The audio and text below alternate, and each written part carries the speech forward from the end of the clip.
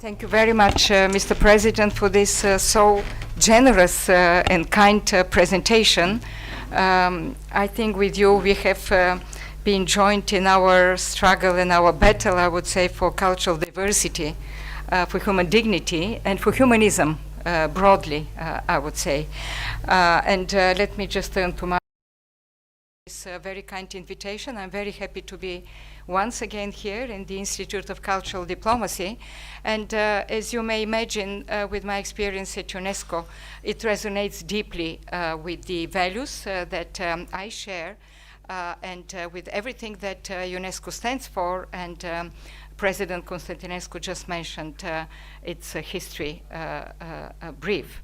And I'm very pleased also to be here with the President of the 36th General Conference of UNESCO, Ambassador Bogai, and I'm talking under her control, because I think that she is also a prominent ambassador, having also experience in the United Nations in New York, where she once again brought the same values. I would like just to follow on one of the strong, I would say, words of my distinguished speaker who presented the First Minister of Scotland, Alex Salmond, when he spoke about empathy. And he also spoke, and Tasmina spoke, about the power of art and culture, of the necessity to know each other's history, to share each other's history, and they showed it also through a very good, great example. Now, I would like very, I would say in concise manner, I hope, to speak about culture and global governance, link it to the Agenda for Sustainable Development 2030, because sometimes we forget that in the Agenda 2030, the end of the day, it was about creating peaceful and sustainable societies. And the idea about intercultural dialogue, the idea about creating global citizens, about the knowledge about each other, at the end of the day, it is I would say, the underlying prerequisite of adopting this agenda. So once again, just to mention why UNESCO was created. UNESCO was created to contribute to peace, and I think this is very important to mention once again. It's a very interesting history, because it was during the Second World War already when the Allied forces thought about creating peace differently, not only through military actions, not only through violence, but through the cooperation in the area of education, of sciences and culture. And then this is really in the constitutions. This begins in the minds of men. It is in the minds of men that the peace must be constructed. But my favorite line from UNESCO's constitution, and I think I should mention it once again, it is the second one. It is that the peace based exclusively upon the political and economic arrangements of governments would not be a peace that could secure the unanimous, lasting, and sincere support of the people. It is through intellectual and moral solidarity of humanity. I think this is very important, because this is the value that we really should cherish, and this is so much needed again today. Now, Sustainable Development Goals, the 17, you know them. I just want to say that we at UNESCO worked hard to integrate culture into these Sustainable Development Goals, not as a separate goal, but because this agenda was about what we want to achieve, but also how we want to achieve it. And culture falls exactly there. It is about the way we want to achieve these 17 Sustainable Development Goals. Now, of course, in the goal 11, and I will show further on sustainable cities, there is one target, one provision that about the sustainable urban development, and this is where protection of heritage is inscribed specifically, and also this was something very important. Now, the Agenda 2030 is about the ethics, and I think the question about ethics is very important, leaving no one behind. And this is also very much linked to culture. It is very much linked of respecting each one's culture, the differences, and to rejoice these differences and not to fight them. Now, as I said, we indeed make a big effort. And nowadays, if you look at different Sustainable Development Goals, of quality education, sustainable cities, environment, economic growth, and all the others, culture is part of the way we should achieve and we can achieve these goals. But I would say the essence of what culture can contribute is also the creative, cultural, and creative industries that nowadays we know are developing very fastly. Now, how we achieve all this, and I would like to concentrate on the framework of legal instruments. And we know, we have heard about different conventions, we know about heritage protection, tangible, intangible, and I think once again we should look at this legal framework. Now, there are 3 levels of documents that UNESCO adopts. Declarations, which are, so to say, the lower level, but very important. They have a lot of moral importance, political commitment there. Recommendations, which are encouraging states to adopt legal measures. It is not legally binding instrument, but still it is very important. And of course, the conventions, which are part of the international law. Now, UNESCO has, I'm speaking about the area of culture, of course, not globally about all these documents, 5 declarations, 16 recommendations, and 10 conventions. Now, I have chosen some of those who are really relevant to our discussion today and who are important. Destruction of cultural heritage. Why was it important? Because we had the Convention on the Protection of Cultural Heritage, but it was the response of UNESCO to the destruction of Bamiyan Buddhas. I would say this was really, that shocked the world. And before that, what happened also, some of the destructions that happened during the wars in former Yugoslavia, or it happened in some parts of the world, but it was, I would say, just the beginning of the taking a big cognizance, but the declaration was really about the unfortunate, tragic destruction of the Bamiyan Buddhas. Just one word about the cultural diversity of 2001. I think it is less known, but it is so important declaration. It was the first time, indeed, that UNESCO made this very strong appeal and provisions that cultural diversity for humanity as important as biodiversity for nature. And still, this is very valid now that we are talking about the climate change, that we are talking about the importance of biodiversity and how we want and why we should protect it. And for this adoption of this convention, UNESCO worked very closely with the United Nations Environmental Program, and this really was the, I would say, the beginning of adopting another important convention that I will show you later on. Now, recommendations. Recommendations, and you will see a long list of that. I would just probably speak briefly about the first 2 because they are important. In fact, there were some suggestions by both from us on the side of UNESCO, the Secretariat, but also some member states to adopt a convention on museums. Museums play a hugely important role nowadays in the world. We speak about museum diplomacy, cultural diplomacy. We know that this is something very important. And the changing, I would say, environment and the changing even definition of museums nowadays, that museums are not simply collections, exhibitions, but museums are social spaces, they're public spaces, they're educational also institutions, they're institutions for innovation, for cultural exchanges, for cultural diversity. Unfortunately, member states did not have an appetite for adopting more conventions, but this protection of museums recommendation is indeed very important. And also, because it is for the first time, after, of course, a long debate, and still this debate is ongoing, it's about the big discussion nowadays, the restitution of looted objects within colonial context.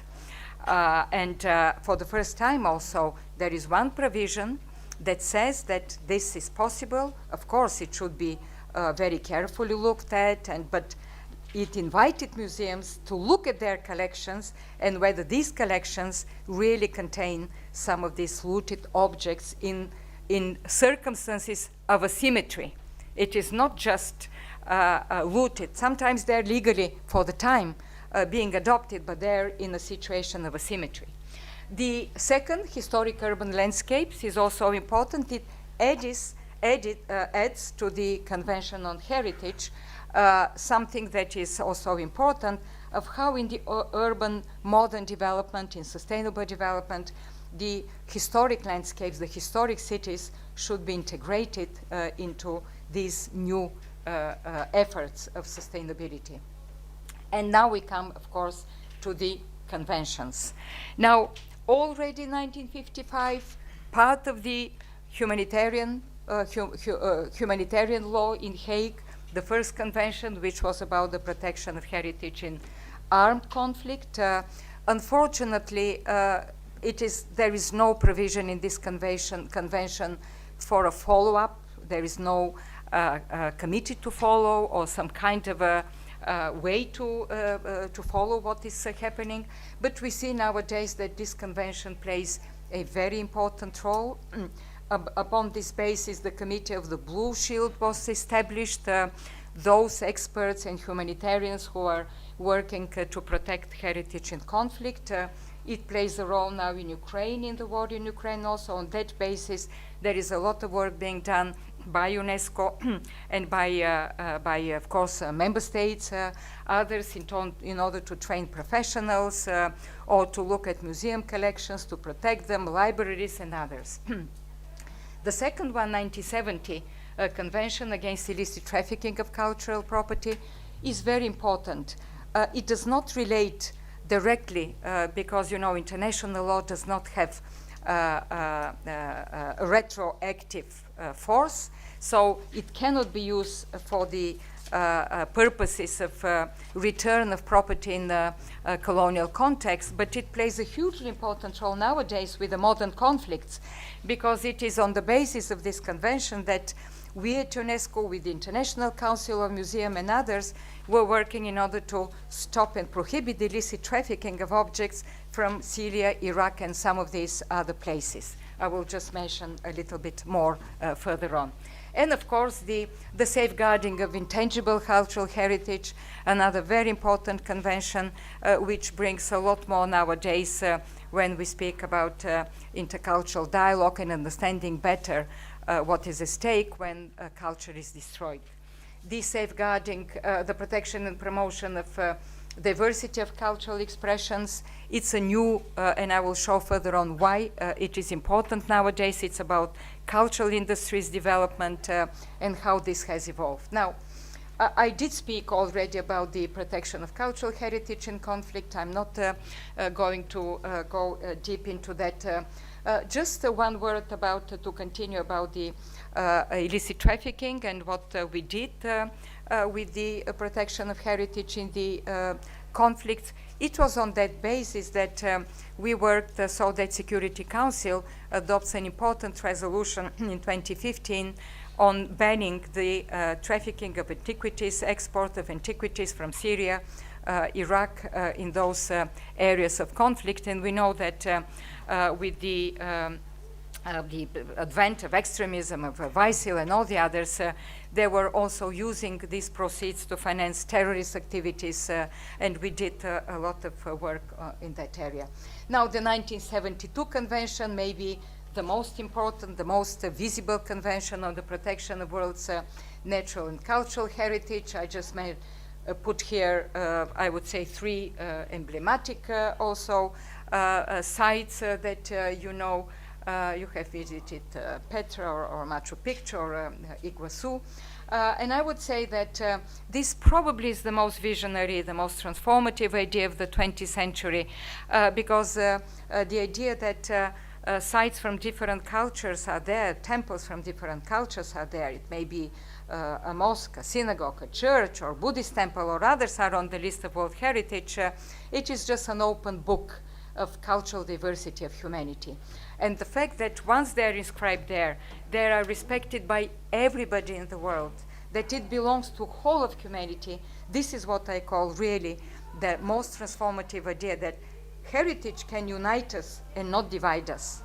So I think it's very important still to use this as a tool of educating young people.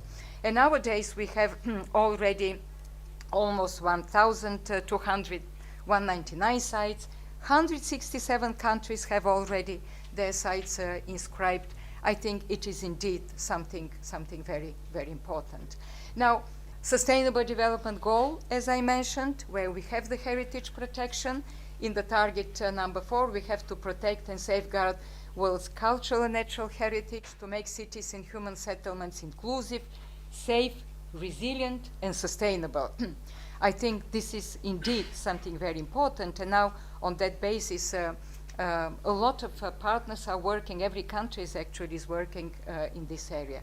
Now, I don't have time to go on the criteria of why it is inscribed. There are 11 criteria that are there. I just want to mention what is the threats of heritage nowadays. Is the uncontrolled urbanization, and you come from different countries, and we all know that it happens in every single country. And the unsustainable tourism, another big, I would say, problem nowadays. Tourism to development is very important, and I look to the former Minister of Tourism, but it should be sustainable. And one of the, I would say, there is a whole definition of sustainable tourism. UNESCO worked in those times with the World Tourist Organization, but one of the criteria which I really think is very important is that local communities should be involved and they should benefit from this sustainable tourism. It is not just, the big guys that come there, they build big hotels, they put all this, but it should be really the local communities that should benefit. But I didn't put, sorry. So then we have conflict wars, I did mention that, illicit trafficking of antiquities, poaching, logging, natural disasters, earthquakes, inundations, but the biggest nowadays is climate change. And we should know it's not just the natural, but also the cultural sites. And the International Union of Conservation of Nature started already 10 years ago to monitor on the natural sites. And we know nowadays, as I said, it is also about the cultural. It is just recently being recognized by a threat, and I think it is very important. There are plenty of examples. When we go to Venice, and we know how Venice is suffering from the climate change, Great Barrier Reefs, Yellowstones, and many, many others. But why it is important also to put this on the agenda of the all the big conferences on climate change, not just because of the loss of their natural beauty or their cultural value, but because they are also large areas. They can also account, as I said here, of the, let me just go there, that they absorb also carbon. They're the solution of it. They give the responses of it. So these natural sites are really important. Or another example I put here, that 2/3 of the natural sites of UNESCO are also a big crucial resources of water.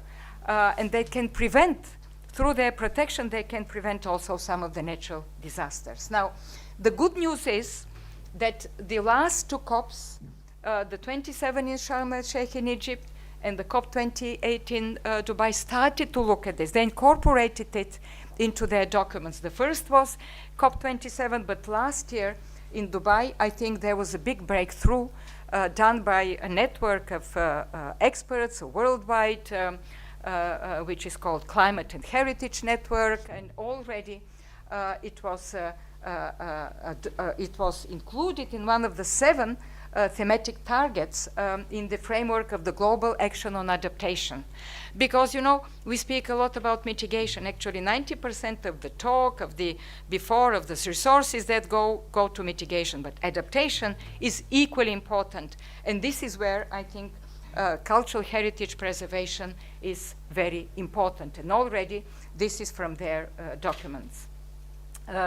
This I just put here. I don't have time to go, but those of you who are interested may go to the Emirati Declaration and look at that. So the 2003 convention, as I said, it's a very interesting convention. I like it very much. I have put here a bit of controversial, may I say, but not that much. I mean, we have the Argentinian tango, which is there. Yeah, I'm looking at you. But Of course, Uruguayans say it is also ours, right? I mean, you can't divide it. What is interesting about intangible heritage, it is indeed about sharing, because this does not know political borders. And there are plenty of examples where we encourage at UNESCO always to have a shared intangible heritage. Unfortunately, not always happen. Just one example with the Korean kimchi. I don't know whether Koreans here who will know about Korean kimchi, which was submitted by North Korea to the World Heritage first. To the committee, we wanted them to make a joint nomination. They refused, so they inscribed it. Then the South Korea came. Republic of Korea said, what are we going to do? Kimchi is also ours. We said, go and submit it. So they submitted it, and it was accepted. So now on the list there are 2 kimchis. So what they organized some kind of a cultural gastronomic events, and Ambassador Bogai remembers that. We go to the stand of North Korea, we go to the stand of South Korea, and we enjoy 2 kimchis. So we have both more kimchis than the pizza, the Belgian beer. It is not that we literally, the committee inscribes pizza, but it is just the tradition of it. It is something, the intangible heritage is something that for 50 years is transmitted from one generation to another. And I think this is the beauty of it, because it allows also some of this tradition to be revived, which have been lost. Once again, I don't have time to go through this, but it's really fascinating to look at the importance of intangible heritage. Now, ethics plays a hugely important role, and there are special 10 principles, ethical principles of intangible heritage, because very often people ask me, wait a minute, there are some traditions which are sometimes harmful even to people, to human beings. I'm just an example of the female genital mutilation, and there is a special provision there in the convention and here which says nothing in this convention should infringe upon human rights and human dignity, and I think this is important. So I move then further on. Relationship between tangible and intangible is very important, increasingly so. Before they were disconnected, and now we see that particularly with the Agenda for Sustainable Development and everything that is happening in the world, we see very close already, I would say, interlinkages between two. And I can give examples about one of the biggest probably site that is inscribed. It is in Latin America, all the way from Colombia down to Chile, which is the Chapacñan, the root of the Incas, where intangible traditions and others are so much intermingled with the built heritage, Machu Picchu and some others, and there are many societies and communities where tangible and intangible go hand in hand, go together. And I can just ask one question, the audience. Mount Fuji was inscribed on the World Heritage List. Do you know how it was inscribed? Under what criteria? Cultural or natural? Does somebody have a guess on that? Ah, very good. Cultural, not natural. The immediate, I would say, instinct response is because it's a beautiful natural on top of that. But it is so much into the identity of the Japanese people of there that it was inscribed as a cultural site. Now, the 2005 convention, for the first time, the governance for culture went there, and the sustainable development was there specifically, and the human rights was there mentioned. It is another example of why culture and how you integrate culture and how you support culture and cultural industries. And this is where the cultural diversity, as I mentioned initially, the ideas of the convention were very much put, but linked with the artistic creation. It is about the movement of artists, about defending also the freedom of artists, which is important. And, which is very once again critical, is that cultural goods and services should not be considered as under the World Trade Organization. There was a big controversy, and unfortunately, Because of this, the United States and Israel did not ratify this convention, although they worked very hard for it, because they defended the WTO principles, but the decision of UNESCO was different, and the European Union was very strongly behind this convention, and into a gesture of commitment to it, they ratified the convention, the majority of the countries, and it is one of the few conventions, if not the only at UNESCO, where the European Commission is considered as a part of it. So I go very, very quickly on it, just to say that today the creative industries are a huge part of national economies in very many countries. They're fastly developing. I mean, take China or India or some of the African countries also, and it is once again based on these ideas about culture that I mentioned, that they developed their sector. And what Tasmina mentioned about the film industry, for example, it adds enormous amount of added value to the national economy, but apart from that, it is also creativity, it is cultural diplomacy because they export to other countries, it is about other people knowing about the culture of others. So the most recent developments, and I will end with this also because time is flying, it is that nowadays the G20 countries took over very strongly this cultural agenda. It was not like that before. It started first in Saudi Arabia, the G20, then it moved to Italy, G20, and Italy made an extraordinary, I would say, contribution to that with the Rome Declaration very strongly. And then Indonesia took it once again, because Indonesia is the only country in the world where they have a Ministry of Cultural Industries. Not just culture, but cultural industries, and developing very strongly this notion. So thank you for your attention.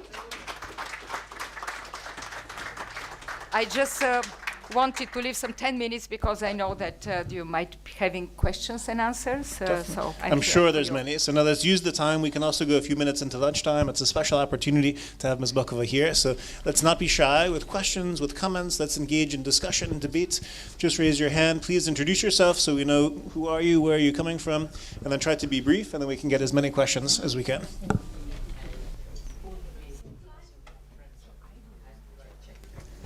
Check. Yeah. Hi, good morning. My name is Cyril from the Philippines, and I'm a student here. I also used to work as the Press and Culture Officer of the German Embassy in Manila. So my question or my comment is actually I got stuck in when you mentioned about cultural diversity and how it relates to biodiversity. I'm a firm believer that in order to answer the questions or the problems of climate change is through looking at other cultures, because we have the answers. Humanity has always had the answers. And I was wondering if you could expound on that a little bit, how cultural diversity, how the UNESCO is addressing cultural diversity and biodiversity together as one, and in integrating it into the Sustainable Development Goals. Thank you. It's really a very good question. Thank you very much. Philippines, you have an extraordinary nature. The rice terraces are on the World Heritage List, just to mention one, but also intangible heritage. And you contribute a lot on the topic about indigenous knowledge, and I think this is very important. So I think nowadays, with the global debate about tackling climate change, as I mentioned, and the need for protection of biodiversity, UNESCO is uniquely positioned, together with partners, of course. I mentioned United Nations environmental program. There is a forum in the United Nations in New York on indigenous people that has been created. The Climate Change Secretariat also, IPCC in Bonn, and many others. But why I say UNESCO has uniquely positioned, because on one side UNESCO has the cultural platforms, as I mentioned, declarations or conventions on policies there, but UNESCO has also another very important program, Man and Biosphere, where UNESCO creates biosphere reserves. Albeit this is not I would say it is not the same way they are being established. If the World Heritage is a top-down approach, you have, the government proposes a nomination, it's adopted by, there are protective measures adopted by the World Heritage Committee, protective measures. The biosphere reserves are bottom-up it are the local communities mostly that are proposing this. It is not legally binding from the point of view of international law, but it is commitment of the local communities to protect the environment. And also there is, as we call them, these are laboratories of ideas, both from the point of view of biodiversity protection, but also of the local communities, the local communities' cultural protection. So it goes both ways. And having these two legs, I would say, biosphere reserves and then the cultural, many Sites, World Heritage Sites, are biosphere reserves. They started, let's say, by biosphere reserves, and they moved, or vice versa. So this means commitment of the local communities and also the government working together. And expanding this work nowadays with the climate change, ideas about the indigenous knowledge, the traditional knowledge, I think it's something really very important. Now, if I may put my other hat, because I'm also a patron of the International Science Council, the big umbrella of academies of sciences and others in the world, the ISC has really started recently to recognize the indigenous knowledge and combine it also with the scientific, as we say, classical scientific knowledge, because bringing all the knowledge of, so to say, of humanity is critical nowadays for tackling climate change. And we know that what we ignored for a long time, traditional knowledge, we thought that this is not something that is important. It may be, very local or something, but we know that many of these communities have lived through centuries, have created a way to deal with these issues in a sustainable manner. So this is where I think from both ends there is a contribution by UNESCO, but I would say by the global community. Thank you very much. Let's continue. Who would like to go next? Comments or questions for Ms. Bokova? I think in particular the role of UNESCO is very important today also, as we look at, again, this fragmented world we spoke about before.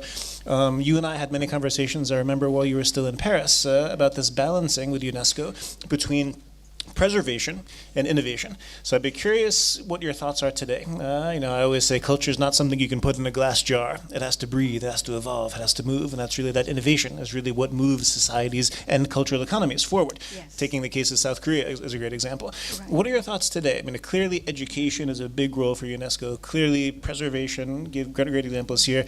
And this aspect of innovation, is that up to the individual member countries? Are there new initiatives coming from UNESCO? Or what might the role of cultural innovation be as we look at UNESCO moving forward? Mark, I think you really put a very important question, because the idea of all these conventions and everything that is being done is not to conserve culture. Culture is not static. Cultures are evolving, right?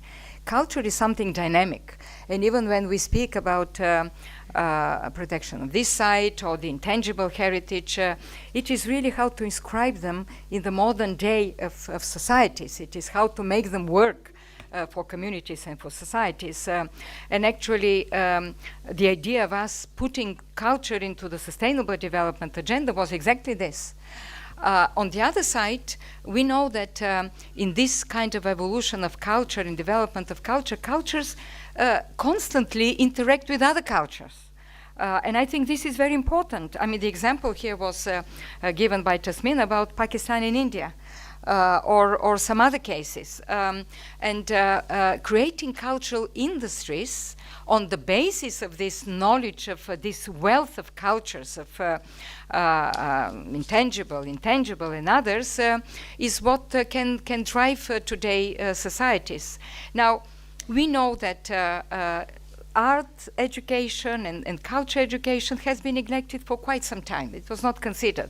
Even I was at a conference recently. I was in Hong Kong at this conference, and I was asked the question. They were telling me, oh, but UNESCO is supporting TVET, technical vocational training, or STEM education, engineering, mathematics, and others, but you are not doing much about art. And I said, look, maybe you don't know, but UNESCO is very much proposing and encouraging, and I was already there, and then after me I'm sure that they're doing it. It's not just STEM education, it's STEAM education. We add arts into this, because this is where creativity comes. this is where we could really do something to expand, I would say, human knowledge. We know that in the tech industry, many of the software specialists, experts, and others, and people now are doing coding, right? In schools, they learn coding. You should not be a big mathematician. You just have to have the creativity. And art encourages this creativity in young people. And Alex also, Salman mentioned something this morning, which I would like to quote. He said that talent is everywhere, and it coincides very much with something that I've mentioned many times, and I believe in it, that human creativity is the ultimate renewable energy. We speak about renewable energy. We speak about water, we speak about wind, solar, and all this. But it is here, human creativity, imagination, everything. And art and culture creates this. So the contribution of our efforts on art and culture go beyond our love for aesthetics, our love for history. It is very much linked to nowadays, what we need nowadays to have into new generations instilled, and how we want to see the world for the future.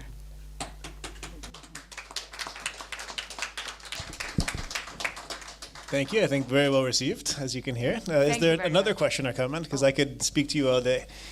Yes, Dr. Mzembe. Thank you. My question is very simple.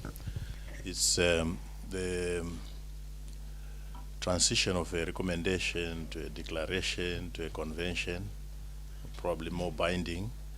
How long does it take to transition from recommendations to conventions under UNESCO, one? Secondly, we have seen a lot of desecration in the recent past of a lot of UNESCO designated World Heritage Sites in conflict. At what stage do we see reparation or cost to the perpetrators? Thank you. You know, Mark, when I hear I have a simple question, I'm alerted. It's not a simple question, but thank you very much. The first, maybe it's easier to respond to. It very much depends. Of course, adopting a convention is not easy. Adopting a convention is a very long process, a very cumbersome process. It takes time. It takes commonality of understanding from all different parts of the world. And I would say you need also a big push and political commitment. Now, nowadays, I think it's even more complicated because in good times, when humanity unites around certain idea, everybody is contributing and trying to make the best of it. I think nowadays it's a little bit more difficult, more complicated. And that is why, as I mentioned, we, from the Secretariat, we submitted a couple of proposals for conventions, but member states. And now, after time, I think they were probably right, because the idea was to stabilize the existing convention, to make them work, to make them operational, as we say. And definitely, for example, with the convention on 1970 on the illicit trafficking, it was a time for stabilizing, because this was a convention which do not had a follow-up, no provision. It was a good declaration, but no provision. And already there were some ideas in Vienna into the United Nations Office of Drugs and Crime. They are the custodians, so to say, of this type of legal trafficking or kind of traffickings.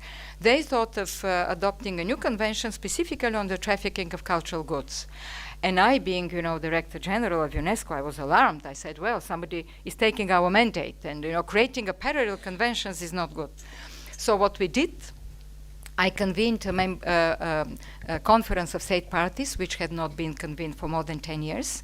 And without changing the convention, because I know it's very complicated, we adopted, in the operational directives, we adopted provisions to establish a committee to follow up on the conventions, to have regular reports by state parties to the convention, and we established this committee. And now it's functional, not only functional, but they do a lot of subcommittees and do really an incredible work on stopping. And nowadays, and particularly since the events in the Middle East, Syria, Iraq, the wars, there was an incredible effort that we did on that basis also to stop this trafficking. Actually, that was the Security Council resolution. But not only, we created a platform, because in the Security Council resolution 2199, for the first time UNESCO was mentioned in Interpol, because we never worked with Interpol, with the police authorities. So there was a provision that we established this platform with the ICOMOS, the International Council of Museums, with the International Council of Sites and Monuments, ICOMOS, with the World Customs Organization, because it was about border controls and stopping this. And there were a lot of work being done. Many European countries changed their legislation. In the European Commission, also European Union adopted new regulation. United States also they passed a new legislation into this. There were plenty of follow-up of this activity. So this is something really, I believe, important. It was a good moment, so to say, of doing this. Now, your second question is how you work in this. How you actually protect sites and how you do is very much linked to what I said. Of course, UNESCO does not have a police force or something, but I believe it gives the opportunity to enlarge a little bit the vision about why culture matters, protection of heritage or other matter. And to link it with the security concerns when we speak about the Middle East, for example, or with the humanitarian disaster, because the question about, but when there is this kind of a conflict, you have to choose between, humanitarian or cultural. And I have always said that we should not choose. They're both linked together. We have to really tackle together, because if you destroy, that's why extremists destroyed some of these monuments, because they knew that they were destroying people's identity, and that protecting both is very important. And there was I would say, historic resolution adopted in 2017 by the Security Council. Ambassador Boga remembers this moment at the Security Council, 2347. For the first time, there was a resolution of the Security Council dedicated only to the link between protection of heritage, cultural heritage, conflict, and it's important for peace and security. And on that basis, nowadays, there is a lot of activity, and nowadays nobody doubts why protection of heritage is important for tackling these conflicts, for peace building afterwards, for recovery, peace recovery, and for the, I would say, the sense of people for respect of their identity, so that they can further on pursue in a peaceful manner their even relations with other countries and their own development. Thank you. Well, on that note, we should conclude, because we are running a little bit over. So let's first express our sincere gratitude to the Honorable Irina Bokova. Thank you very much. Thank you. We're so happy to have you back in Berlin. After many attempts the last few years, we're very happy and grateful that we succeeded.